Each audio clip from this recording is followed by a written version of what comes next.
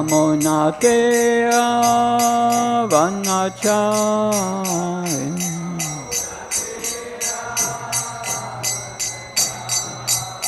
Yamonatera vanachai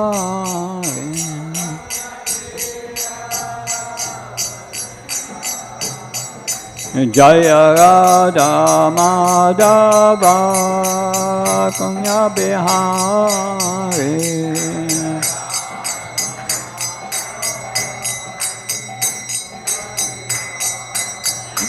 Jaya Radha Madhava Kunya Bihari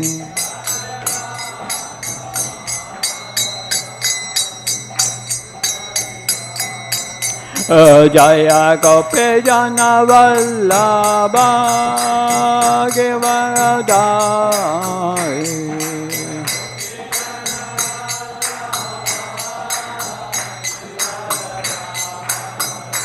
Jaya Gopijana Vallabha Givaradhari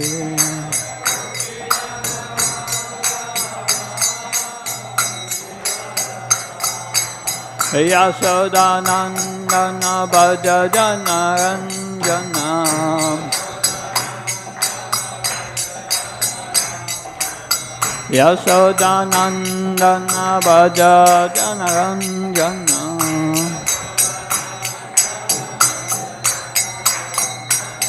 Yamunatera Vanachari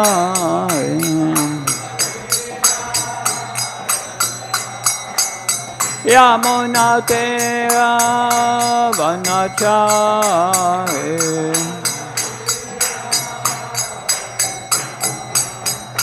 Jaya Radha Madhava Kunya Bihari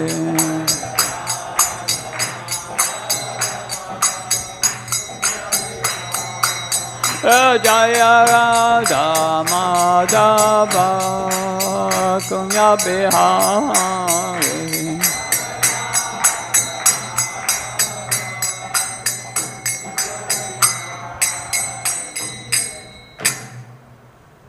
Jaya Vishnupad Paramahamsa Parvakacharya Satara Satya Srimad His Divine Grace Abhaicharanavrinda Bhaktivedanta Swami Srila Prabhupada Ki Ananta Koti Vaishnavrinda Ki Namacharya Srila Thakur Ki Prem se Gaura Shri Krishna Chaitanya Prabhu Nityananda Jai Advaita Gadadhar Shivasadi Gaura Bhaktivinoda Ki Shri Shri Radha Krishna Gop Gopnath Shyama Kunda Radha Kunda Gir Govardhan Ki Shri Vrindavan Dham Ki Jai Navadvip Mayapur Dham Ki Ganga Maya Yamunai Ki Bhakti Devi Tulsi Devi Ki Samaveta Bhaktivinoda Ki Shri Gaura Premanande All glories to the assembled devotees, all glories to the assembled devotees, all glories to the assembled devotees.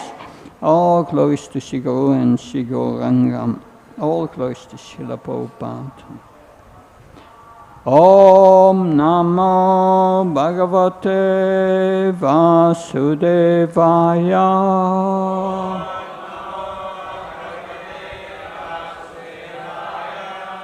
Om Namo Bhagavate Vasudevaya.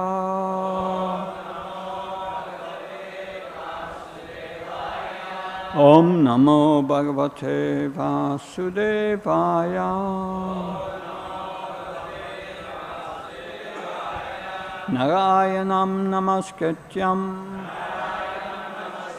Naram Cheva Narottanam Devim Saraswatim Vyasam Tato Jamudirayat Nastapresya Bhatresu Nityam Bhagavata Sevya Bhagavati Uttamasloke Bhakti Bhavata Naistike We are reading from the Srimad Bhagavatam, 3rd Canto, Chapter 7. Further inquiries by Vidura, text 39.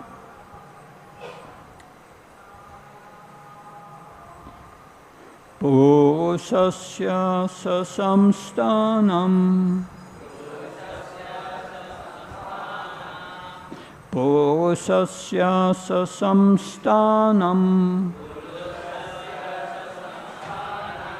svarūpaṁ va parasya ca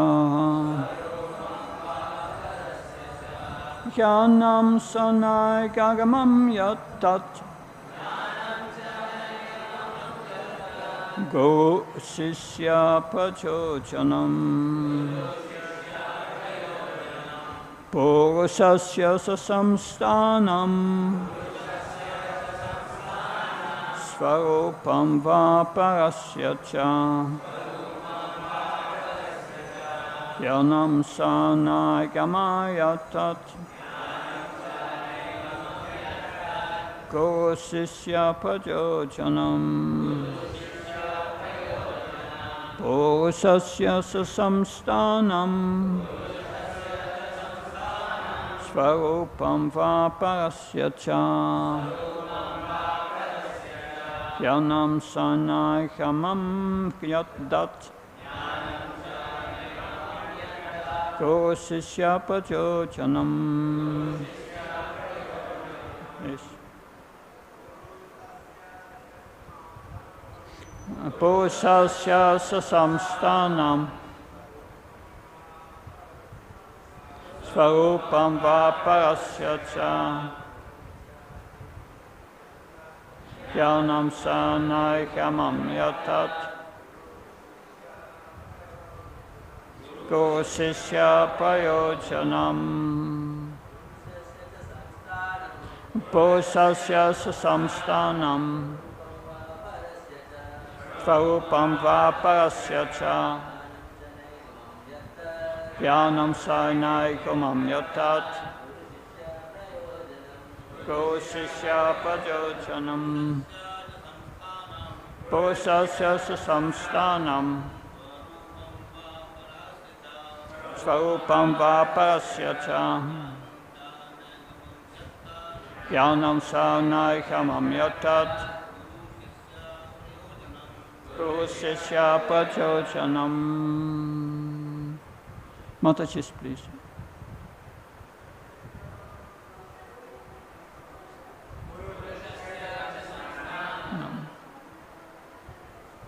Mahatyam pralayapati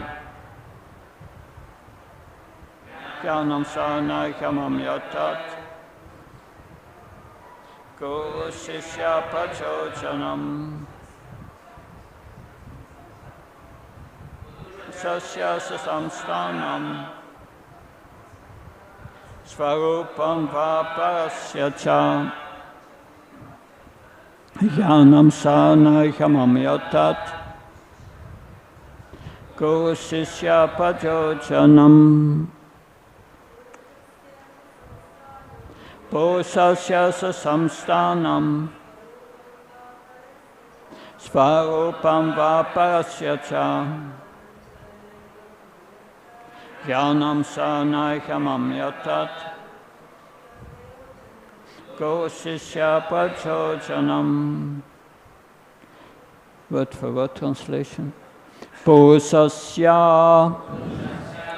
of the living entity, cha also, saṁsthānam existence, svarūpam identity, va either, or, parasya of the supremes, cha also, jñānam knowledge, cha also, naigamam in the matter of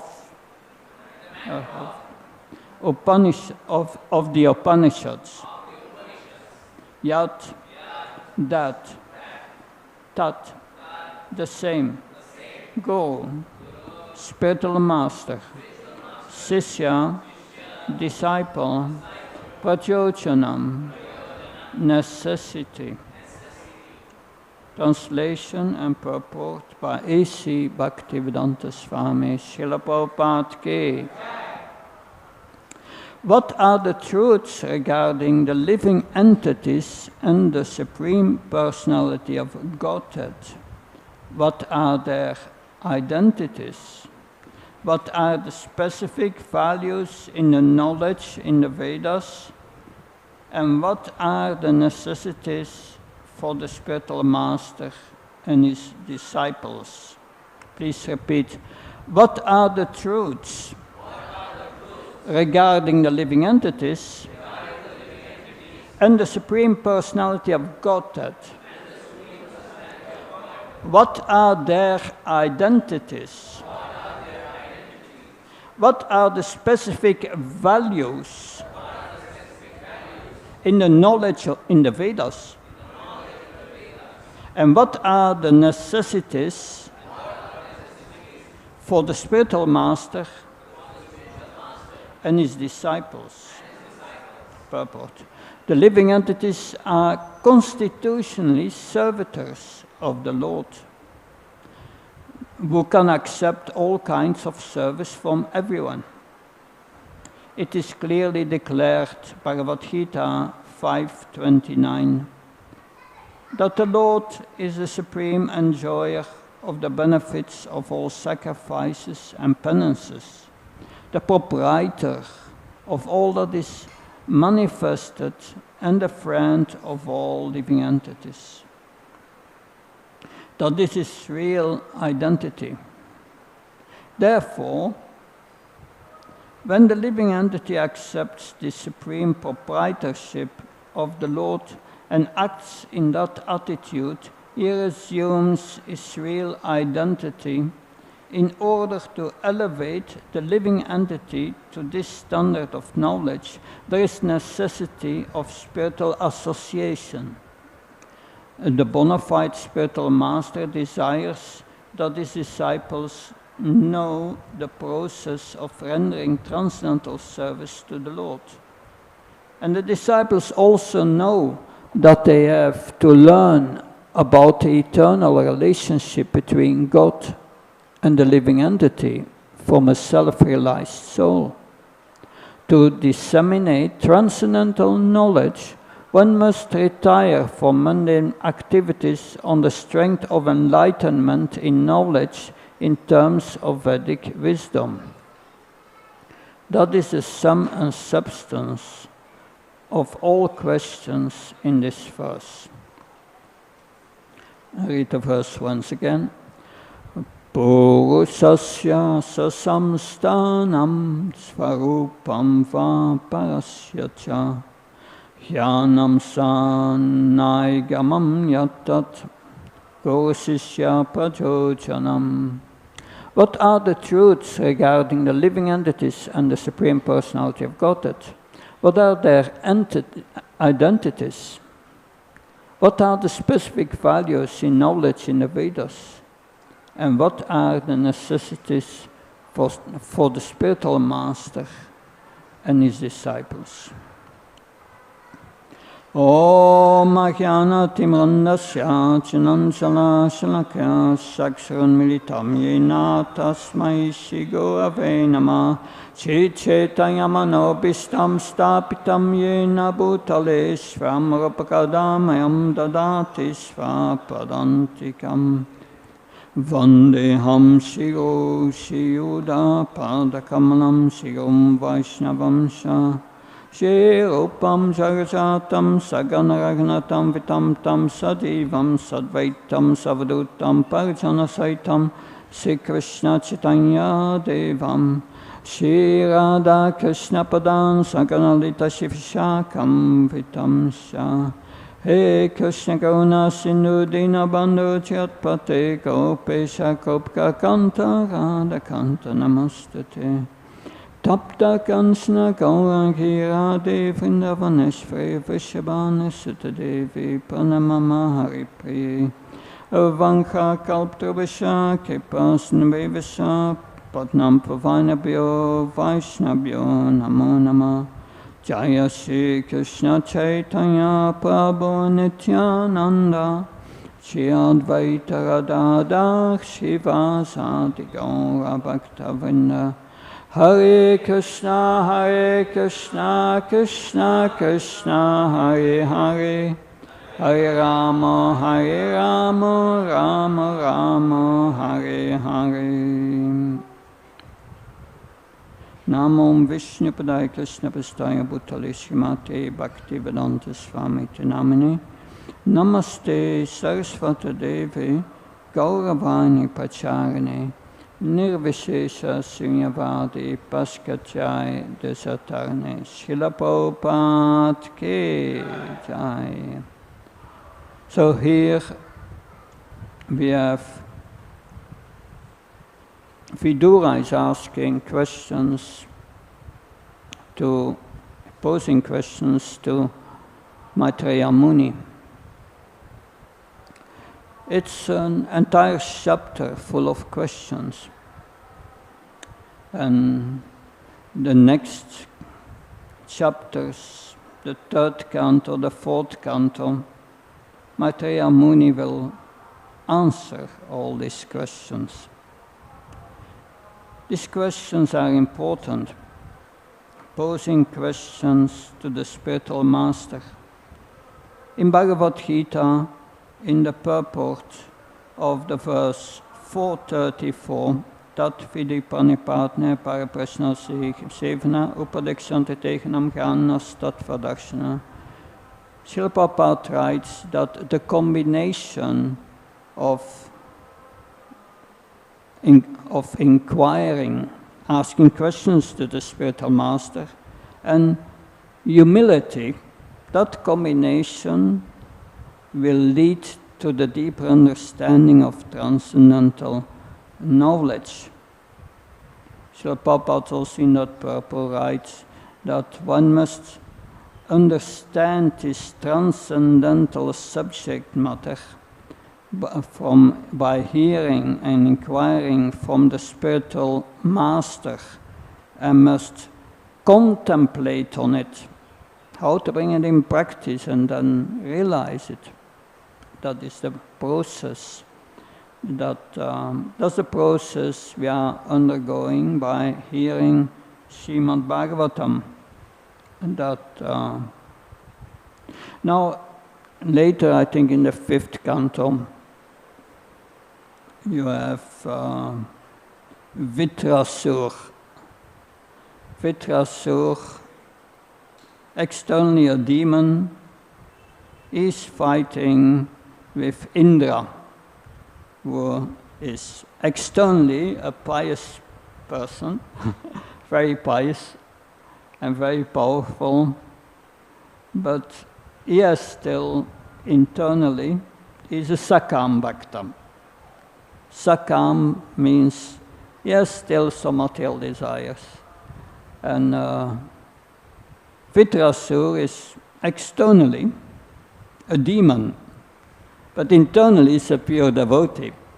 So from that we learn things are not always what externally appears to be. But Vitrasura is praying, is speaking to Indra. And he says in one verse that death is welcome.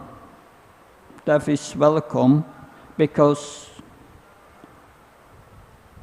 when I leave this body, I will be reinstated in my original position as the servant of the Lord. And that is what a pure devotee only desires. He wants to serve the Lord. He does not ask anything from the Lord. He wants to be reinstated in his original constitutional position. But the problem, the essence of the problem is explained in the purport here by Srila Prabhupada. He says that you can be situated in this original position as a servitor of the Lord, but you can only do that if you know Krishna's position. So there are three elements of Sambandha Jnana. Sambandha Jnana is the knowledge of our relationship with Krishna. And to have that relationship, you must know who Krishna is. If you know who Krishna is, then we know, oh, I'm not Krishna. That's the first realization. Then you have to realize who you are, and then what the relationship is, which is devotional service. So these are three elements of Sambandha Jnana. But in that verse, Bhoktaram Jahya Tapasam, what does it mean? Krishna is the enjoyer of all sacrifices. And why is that? That Sarva Loka Maheshwaram. He is the proprietor of everything, so he has the right to enjoy that. And Suridam Sarvabhutanam is a surit, is a friend of everyone, is in everyone's heart. Santim Richa, then you attain peace. So if you look at that verse which explains the position of the Supreme Lord, then what do we see in this world? Just the inverse. Everyone thinks that he's the enjoyer. And this should be mine for my enjoyment. But that's illusion. Illusion comes from tamas, from forgetfulness. And that forgetfulness is forgetfulness of Krishna. We forget Krishna, and then we think, oh, I want to enjoy. And then the false I comes. And then we see all these objects in this world, and we think, oh, I want to enjoy this and that and that, so I want this to be mine. So from this tamas, this ignorance, comes moha, illusion. The illusion is I'm the enjoyer. And then the next step is ma-moha. We think this is mine. But from the moment you think something is yours, everything is temporary in this world, it changes. Relationships change. You think that is my husband, that is my good friend, but a few days later it changes. And because it changes, it defeats your expectations and you suffer. That's the result of this maha-moha. You will suffer that tamishra. And all these illusions together, they create this bodily concept of life. And you think at the end of life, I'm going to die. That's anda-tamishra. That is great suffering. So one illusion comes out of another. But yes, all right, that we are not the enjoyer. So can't we enjoy? You take prasadam, you can't enjoy. We are not the enjoyer, right? It's Krishna. So can we enjoy? That Vedanta Sutra says, Ananda Maya Vyasat. The living entity, the spirit soul, is meant for enjoyment. Oh, how do we solve that conflict? Krishna in the enjoyer, and we can't enjoy then. No, that we can enjoy. But Anandamaya Prasad means spiritual enjoyment, the enjoyment of the soul, not the enjoyment of the body. That's different. So the living entities are meant to enjoy in their relationship with Krishna. And that relationship means spiritual bliss, ecstasy. And we all chant the holy name of Krishna, that if we are situated in our original position as a servant of the servant, Gopi Bhakta Kamalyor Das Anudas Anudas. Thus, Lord Chaitanya said we are the servant of the servant of the servant of the lover of the gopis. So that's Krishna. Not directly, the servant of the servant of the servant. So that is our original position. So, therefore, to perform devotional service properly, we must be situated in this sambandha jnana, a knowledge of our relationship with Krishna.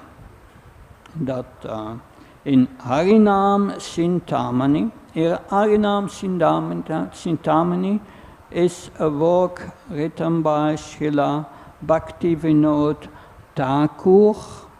He wrote that in the year 1900.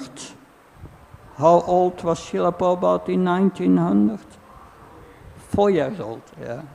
So, and Srila Bhakti Vinod Thakur wrote this Harinam Chintamani in the form of a conversation between Haridas Thakur and Lord Chaitanya. And the question is, how can we chant the holy name successfully? Of course, Lord Chaitanya explains that in his Sikshastikam, Trinatapi Sanityanata Oravi Saisna Amanina Manadanya Kirtanya Sadarina Danam Najanam Nasunrim Kavitava Shirishikamaye Mama Chamami Chamamishfre Bhavata Bhakta Haitukitfai. One must be more humble than a straw in the street, more tolerant than a tree. One should be devoid of all false prestige and be ready to give all honor to others. One should not seek wealth or beautiful women or followers. No, one should only want causeless devotional service, birth after birth, so self even no liberation.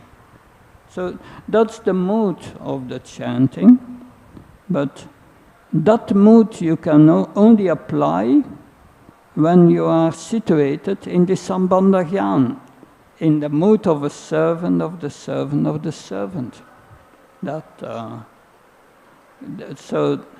And Haridas Thakur says that, yes, you can chant the holy name only successfully if you are situated in this sambandha jnana, knowledge of our relationship with Krishna. Who Krishna is, who we are, what is our relationship. So the first thing is to know who Krishna is. And the first 9 cantos explain us about this sambandha jnana, knowledge of our relationship with Krishna.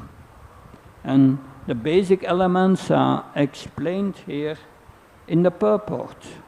That, yes, Bhaktaram Sartapasam Sarvalokmashwaram Sudam Savabalbhutanam Hyattvamam Samtim Richati. That's the first thing we need to know. Krishna is the enjoyer. He's a proprietor of everything.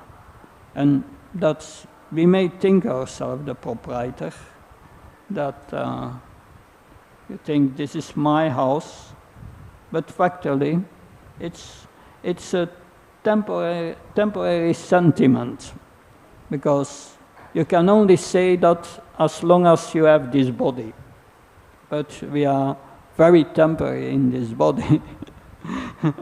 That therefore, real renunciation means becoming aware that everything belongs to Krishna, Rupa Goswami says. And therefore, we should use everything in the service of Krishna. And so that is real renunciation. It is not that you can go to the house of your neighbor and you tell your neighbor, it's mine now, I'm going to live here. No. What will the neighbor say?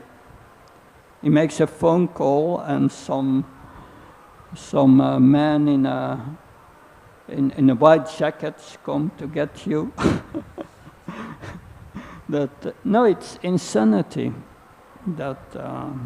So if we think, yes, this is my house and my wife and my husband, and I'm going to renounce it, it's false, because it's not yours. When it's not yours, you cannot renounce. So that kind of renunciation is false. It is because this renunciation is incomplete in knowledge. That complete renunciation means understanding. It belongs to Krishna, therefore I have to use it in his service. It may be under my care, but I use it in his service. So that is rightful renunciation, using everything in the service of Krishna. So, knowing our real identity. When I came in contact with this movement, and after a few years studying the Bhagavatam, I came to realize, who am I really? That if we come to the point where to the point who we really are, it's very different from the modern concept that I'm the body. That then if you realize that, you give up all your attachments. And when you give up your attachment, you stop suffering. But materialistic people, everything what they think they are will end at the time of death. So in that way, because they are not aware of the soul, for them death is a reality. That they lose everything. But if we are situated in our connection with Krishna, then death has no much meaning. It's just a temporary stage. We sleep at night. We sleep at night and we get up in the morning. Prabhupada said that's like dying. If we look at, we are the consciousness in this body. This consciousness comes from the soul, and now we are Jagrati, we are awake. The awake consciousness means that the consciousness pervades the subtle and the gross body. That's being awake. But then we are going to sleep, and you dream. If you dream, that means in the dream you forget the gross body. You get another identity in the dream. It's all gone. And it creates a new identity in your dream. So it means the consciousness is pervading the subtle body. But if you go to deep sleep, then there is no dream. That means that the consciousness is within the soul, that it's still there. It's still covered with the subtle and the gross body, but the consciousness is not in the subtle and the gross body. But still, if we hear something, we wake up, and then the consciousness fills against the subtle and the gross body. And we become aware of the material situation. But if we are situated in this saṁsthānaṁ by abhideya, by the practice of devotional service, then that even a pure devotee, when he goes into deep sleep, then the consciousness is retracted within the soul. But within the soul is a super soul. We are still Krishna conscious from the super soul. And that's a state of liberation that we need to attain. I had experience when I underwent a surgery under full anesthesia, and it was interesting because before losing so-called external consciousness, when they put a mask on you, I was thinking of Krishna, and then a moment later I saw that first light. That means the consciousness fills the subtle body. And then I got external consciousness. I saw the lamp in the room. But I was thinking of Krishna, and I had no experience of interruption of consciousness. Also not of time. It's interesting that... so that is the stage we need to attain, living in a relationship with Krishna constantly. That is Krishna consciousness. And for this, to attain this, we must be situated in our original position as a servant of the Lord. But then, because the purport further explains that we have, as a living entity conditioned in this world, we have to elevate ourselves to this standard of sambandha jnāna, of knowledge, of our relationship with Krishna. And Prabhupada writes, he says, first you need spiritual association, sadhu sangha. And the next step is you need to accept a spiritual master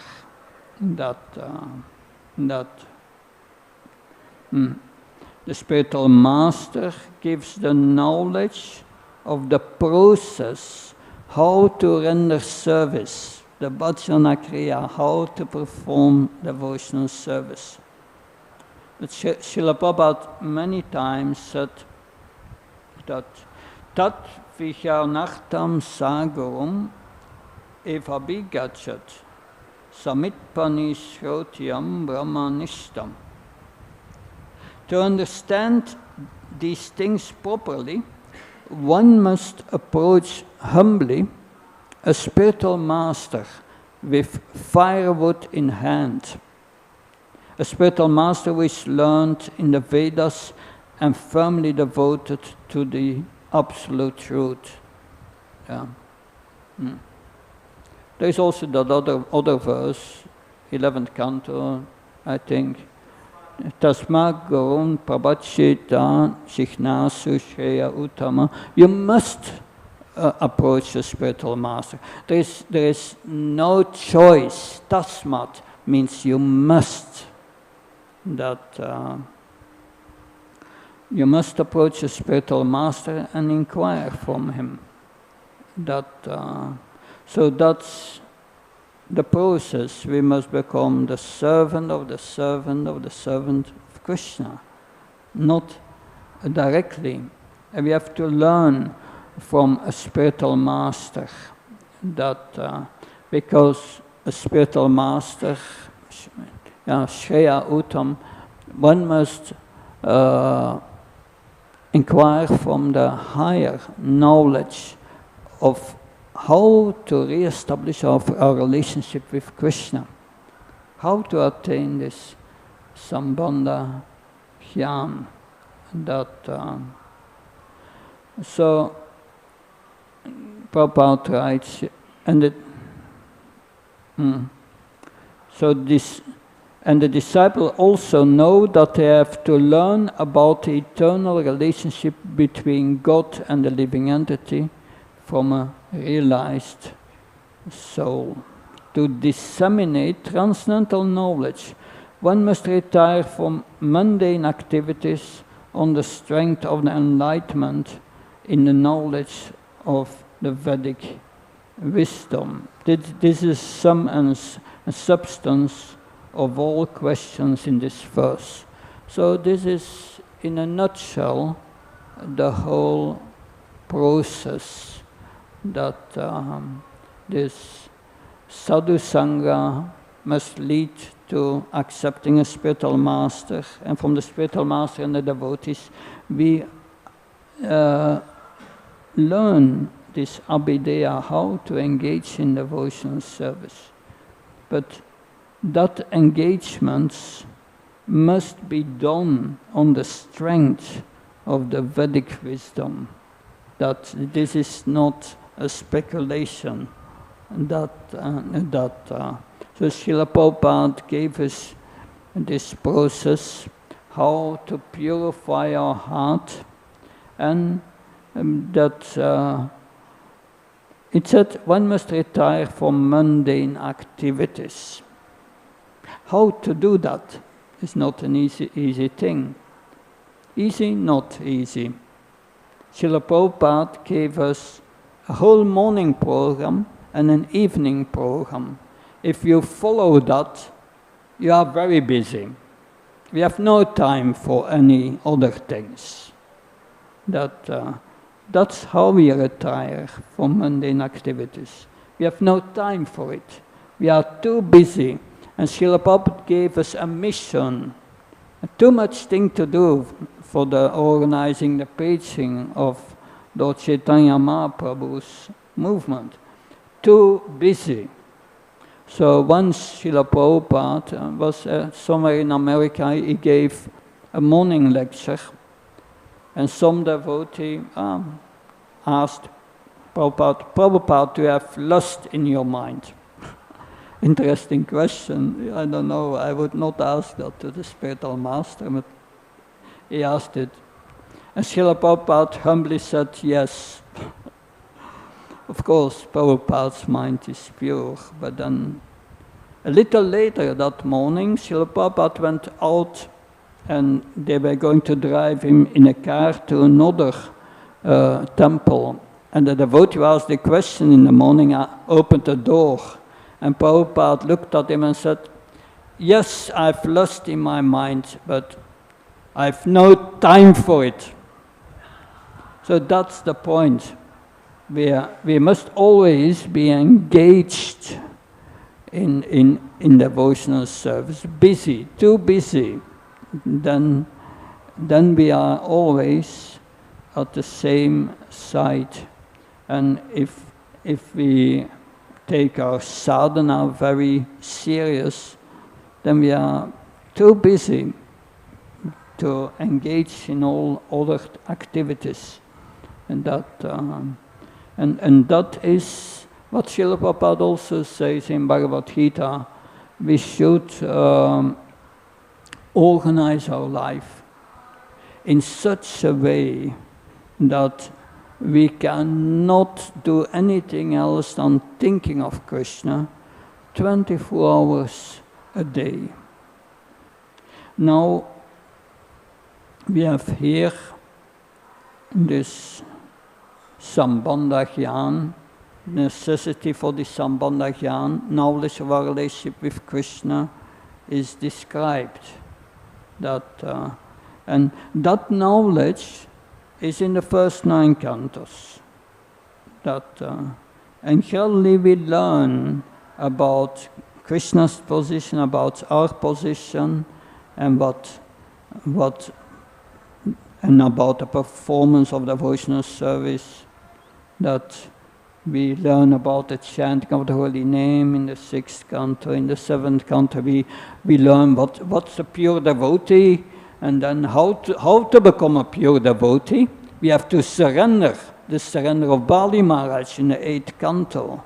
And then in the 9th canto, we have the perfected beings like Rantidev, free from lust, and then we come to the beginning of the 10th canto. And then when we are free from lust and we are established in our relationship with Krishna again, then we can understand the 10th canto. That otherwise it will not be possible. That it's mystical. And one must be a devotee of Krishna, or a devotee of a devotee of a devotee of Krishna, to start to understand the 10th canto. But also it means that we must give up everything which is against this acting in this Sambandha Jnana, acting as a servant of the servant of the servant of Krishna. We have to give up everything what is against. And what is against are these 10 offenses against the holy name. That's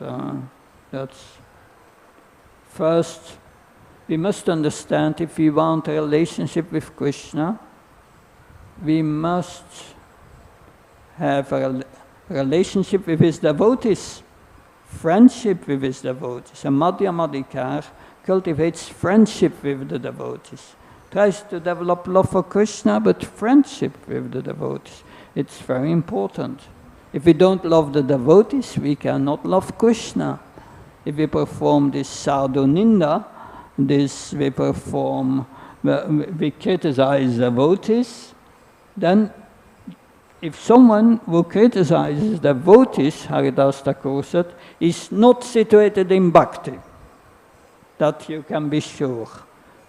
And the Nectar of Instruction, text 5, gives 3 levels of devotees, and the highest level is the pure devotee who has given up the propensity to criticize others, is averse to criticizing others. So we must come to that level, and always appreciate devotees and not criticize the devotees. Sometimes managers may have to do, but that's their service, that's different. Or the spiritual master has to correct his disciple. But it's not our business. We should not criticize devotees. This sadhu ninda is very dangerous. That Lord Chaitanya calls it the mad elephant, the mad elephant offense. When If you have a beautiful garden with flowers and a mad elephant comes, then afterwards it's forget it. That it ruins everything. But yeah, you have all these offenses. You have the second offense, if you think that names of demigods like Lord Brahma, Lord Shiva are equal to Lord Vishnu, yet you don't know the position of Krishna, of Vishnu. So you cannot be established, being established in Sambandha Jnana, in your relationship with Krishna. Not possible. Third offense, to disobey the order of the spiritual master. That's a serious offense. Guru-śiṣya-prayojanam, the disobeying the order of the spiritual master. Srila Prabhupada asked some disciples once, why am I translating these books in the middle of the night? Why do I give up my sleep? And that to translate these books. I translate these books, it's for you to read. If you are not reading my books, guru-śiṣya-prayojanam. That is what Srila Prabhupada said. It's an offense to the spiritual master. So we must read Srila Prabhupada's books every day. That especially Srimad Bhagavatam, what we are now doing. Because hearing Bhagavatam every day, if you just every day at the Bhagavatam class, Geldi, the Sambandha Jnana will develop. That is bound to develop if we are serious in hearing the Bhagavatam. It's not easy to be serious in the study of the Bhagavatam. I know our Guru Maharaj, Bhakti Maharaj, he asked all the disciples, you read the day before the Bhagavatam class, and the verse of the next day. You read it, you read the purport, and you memorize it. So if all the disciples of Bhakti Maharaj would do that every day, then we would be already on the spiritual platform, I think. But unfortunately, we cannot do it. It's so difficult to memorize every day a verse. That's quite an endeavor. But just to show the seriousness which is needed to apply this process properly. And that, so yeah, there's much more to say, but our time is nearly over. Is there any question, please? Yes, Prabhu. Yes, Hare Krishna. Thank you very much. I have this question, Maharaj. Like you have said that to have good taste in chanting, I should be humble and tolerant. So then I can have interest in chanting Hare Krishna Mahamantra. But there is some case like when there is my spiritual master giving some instruction to me to do some devotional service. And then there is some obstacle coming in the devotional service which is unwanted, just to execute my spiritual master's order. Then how much should I be tolerant, or I should not be tolerant, because that is my spiritual master's order, my life and soul, and some obstacle coming in executing his order. If I am not tolerant, the devotee may be offended, but if I have to execute the order, I have to say, please help me. So if and this I am confused, can you kindly please help me to guide me? Srila Prabhupada got the order of his spiritual master to preach to the English-speaking world. And he had a lot of obstacles. What did he do? He could not do it immediately, but he prepared for it. Was thinking about it, translating his books in Vrindavan, and he got so many obstacles. To get his P form to go to America was a whole struggle. And then he wanted to go to America with the boat, Srimati Surari. He asked her, please give me a free ticket, but she said, Swamiji, you are too old, you are going to die on the... But he kept on endeavoring with confidence and patience. So the formula is utsa nisaya daryat. Remain enthusiastic despite everything. Be confident, yes, I will get there. Daryat, patience, patience, a lot of patience. Obstacles will come.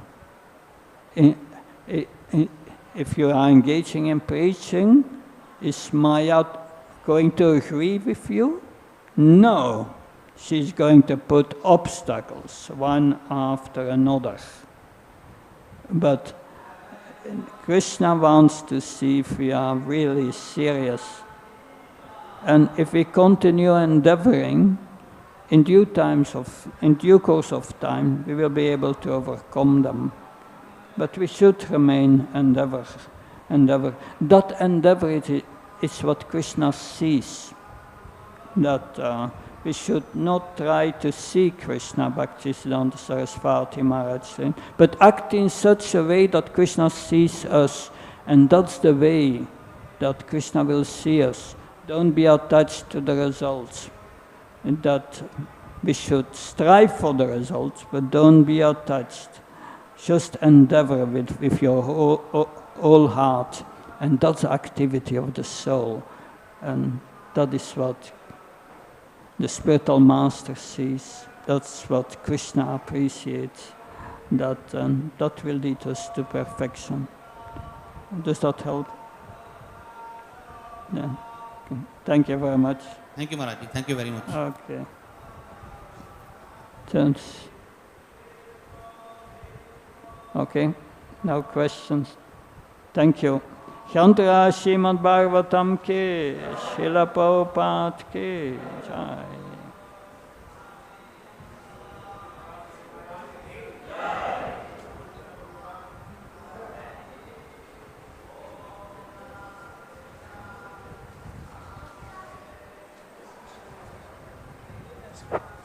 Yeah, sure.